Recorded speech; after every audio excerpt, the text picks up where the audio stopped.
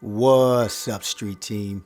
It's your boy, No Fame, letting you know that you can still rep his name, even while you game, and we are back with another review video for you. I told you guys in my last video, as I reviewed Call of Duty Vanguard, you can go check that out on the page, that I would do this video as well. Now listen, man, I bought the early access to this Battlefield, and I've been jumping in intermittently to play it. And so what I want to do in this video is tell you, is it worth it? All right, so let's take a look at what's going on in this thing. Now listen, if you're unfamiliar with Battlefield, maybe you're a Call of Duty guy, maybe you got your PS5 and you're thinking about some good games to run. You want some of them AAA, them big title games. So that's why we're looking at this one. There's two main shooter games coming out in this season. And this season is that Christmas season. I know it's not Thanksgiving yet. Trust me, it's Christmas season. So this is a time frame where people normally get their 1 or 2 games that they get for the year, or, at least they're shooters. And I want to talk about Battlefield 2042 specifically. Now, in this game, if you're not familiar with it, maybe you're a Call of Duty head, maybe you coming over from some other first-person shooter, I promise you, this thing is night and day from Call of Duty, and it really takes, this is almost like a grown-up edition of a first-person shooter because there's so many things to be concerned with. It really is a game that puts you in the seat of an actual, battlefield. There's everything going on. The main mode that they have, Conquest, which you see me jumping into now, is a mode that has everything from helicopter gunships to tanks to hovercrafts to jeeps to jets in the air. There's some of everything going on at the same time. People using multiple things. There's multiple fronts. If you're playing this PS5 version like I got, there are 128 players. That is so many players. And you got to keep track of them. The map is so huge. It's almost like if you play Warzone, it's almost like jumping into Warzone, and the map is, a couple times as big as at Verdansk. And there's so many people on there, but you're not running and gunning necessarily. You could drop into certain areas and do it, but it's so vast. As you could see here, the levels look so good. The user interface is so unique. Now, Battlefield did something different. They switched and they went modern, while Call of Duty went retro.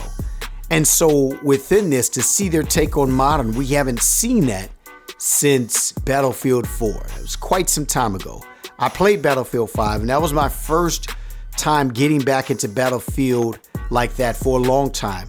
And I enjoyed certain things. Conquest Mode, I can say I didn't enjoy as much because normally when I play this game, I play it by myself. I don't play with a huge squad.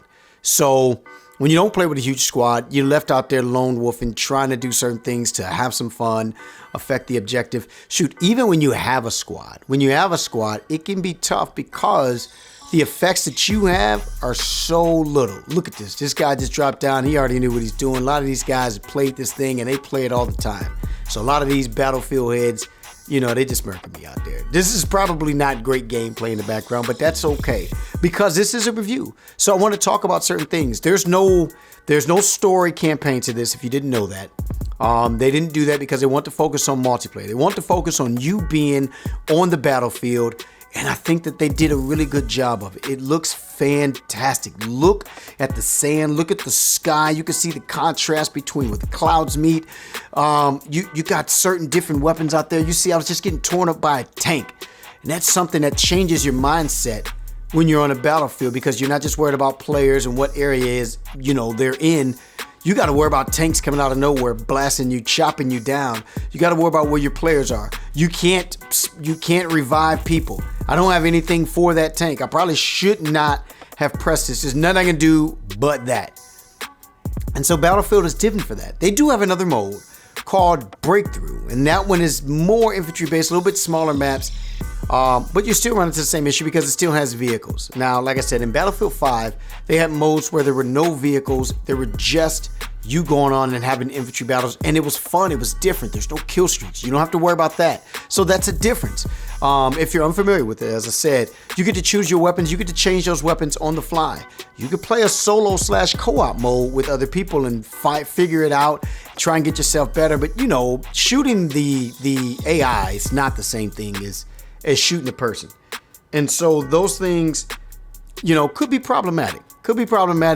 And if you're looking for something that's like Call of Duty, that's run and gun, this probably isn't your cup of tea because it's different. It causes you to focus different. You see how far I got to run just to try and find some action because I don't have a vehicle. There's no way for me to fast travel over there. It's crazy. During this 7-day access, there's some things I encountered that you probably want to encounter on day one. The game launches at the time of me making this video tomorrow, November 19th. And hopefully some of these things will be fixed. And that's some of the thing that has plagued Battlefield in the past is because it's so buggy. And every game is buggy when it comes out, but not buggy like this. And this game could be great. Look at that. There's a stadium. And in that stadium, if you go in there, it's a whole huge stadium you can have a huge fight in. But then some of the problems that I faced in this game makes me, you know, it's already tough. It's already not Call of Duty. And Vanguard, I gotta say, is so good. Check that video out if you want to know if it's worth your $70. But this game, you know, we have to answer the question, is it worth it? Is it worth me dropping my $70 to try this thing out? And I want to say, man, if you're looking for a different experience, not your same old run and gun, Call of Duty, super toxic cats, I think it is, man. I think Battlefield so far, because you get to get in jets, because you get to parachute down, because you get to get in tanks, because you get to run with squads, you got multiple different types of weapons, you got far ranges, you got beautiful maps, you got AI things to go over, man. It's so vast, so huge. And if they're doing it anything like they did Battlefield 5, you're going to have this for a couple of years. Battlefield 5, because they ended up delaying it and they want to make this right. We ended up getting Battlefield 5 for what, like 3 years, 4 years? Look at that snipe. Headshots are so rewarding. But you ended up getting that game for multiple years, and so at the time, I think that was $60 to pay $60 for multiple years because you don't have to buy the skins. Man, that's a beautiful thing to do. That's what games don't do these days, and it means they're just pouring more information into it, more fronts. I think that, you know, to me, that's great. You could go around reviving people, getting points there. But I feel like the differences between this and Call of Duty, and this isn't a comparison game, but the difference is here, you got other things that you can go and do and entertain yourself with, whereas Call of Duty, it's shoot or maybe get the objective and probably die a lot. So I think that this game is in a unique space of its own because it's so vast, it's so huge, and they didn't they said they're not putting out a battle royale because this mode is so big that this is like their battle royale. Now you see me running around getting way too close with this sniper. Really, I was just trying to get some kills in there. I don't know how to write weapons. I don't know how to write thing. I'm still learning, getting back into that Battlefield mode because once Modern Warfare 2019 came out, you know, I pushed Battlefield 5 to the side. Plus, you got to play where your homies are. So, if you got homies that are on the fence, you want to convince them to get in this thing, I think it's totally worth it. So, I got some game clips in the background. I'm going to show a couple of the problems that I've had. Listen, if you enjoy these type of reviews, go ahead and hit that like, hit a subscribe button. I'm telling you, man, this is what we do for certain games that come out, the big games that I like to play. That's why I'm here on No Fame Plays. You know, I got some 2K I play some Call of Duty. I play now some Battlefield. Getting in there, having some fun, man. I'm along with, you know, whatever big story games come out too. I miss God of War. I hope they make a sequel to that. But if you're not subscribed, go ahead and do that. Doesn't cost you a thing. And you can check me out on Fridays and Saturdays while I stream my gameplay on Facebook Gaming under the tag No Fame Gaming. Every Friday and Saturday night at 10:30. Come check me out. All right. So before I go, I want to talk about some of the problems, like I said, that I have that hopefully you guys won't face if you get the game, especially after day one. We'll see what the day one patch is like. And I do plan on doing a strict comparison between the two if you only want to get one of the main shooter games between this and Call of Duty. So be on the lookout for that. Go ahead and drop a like if this has helped you out. And, you know, like I said, hit that subscribe, follow me, hit that notification bell. So one of the things I've ran into is this. I'm looking at trying to get into a game, and you got times where you just can't load in. It's super buggy. You had certain things like a shield that they took out of the game because it caused it to be extra buggy. Certain grenades that you really look forward to. It's basically like a snapshot. You can't use that until they fix it. So those are things that are, you know, really problematic. Like I said, not being able to get into a game, that is the biggest thing. You can see right here, just stuck in there. I'm ready to go. I want to get on. You know, if you're like me, maybe you got a limited amount of time. You got a family, you got a job, you got to do other things, and you don't want to waste your time trying to get in the game, You paid to be able to get in the game, and it should work, and it should work right. I could say that that's something that I hope that they fix tomorrow, but we'll see.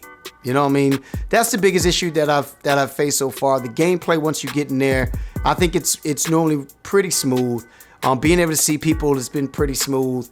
Having battles and things like that, like I said, just readjusting my mind to this is Battlefield and not, you know, Call of Duty or Halo for you guys that may play Halo. That's something different. But that's what I got. This is my review to it. Again, like I said, is it worth it? Man, I think if you're looking for an epic game, something to change it up, it certainly is. All right? It's your boy, No Fame, and I will holla back. No Fame.